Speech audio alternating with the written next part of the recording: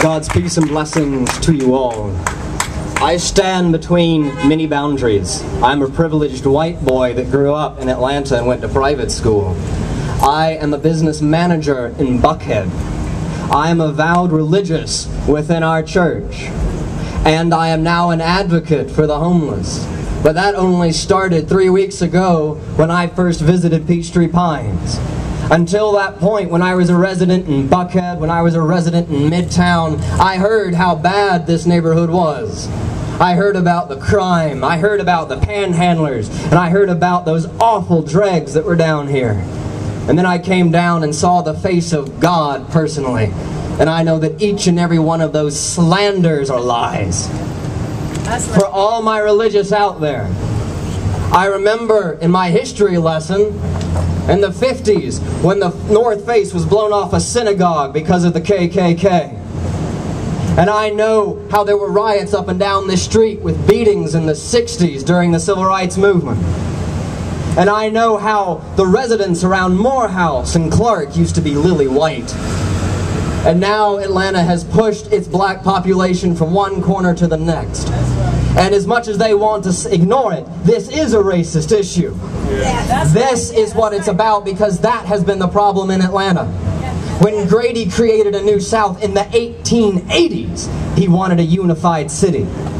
And his short death allowed that to overturn in a heartbeat. And that has been the plague of this city ever since.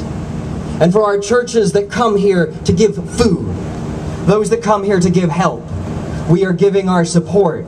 But now they need more than food. I now call for the synagogues. I call for the temples. I call for the churches. Shema Israel. They said, love one another as you would have them love you. My Christ said, treat one another as you would have them treat you. The hadith of Muhammad sallallahu alaihi wasallam says, treat one another as you would have them treat you. And in the Vedas and in the Buddhist writings, they say the exact same thing. And this is about humanity.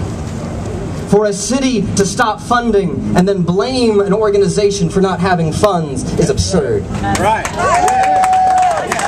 To have an administrator on this city government that asked for the forced sterilization of its homeless is inhumane. And that is on deposition. That's on file, and yet the city still operates that way. If we are called by God, if we are called by human beings to look out for one another, then this is where we should be. This is where my brothers and sisters are, and we give our help and we give our lives. I now call to all the religious, all our churches, all our synagogues.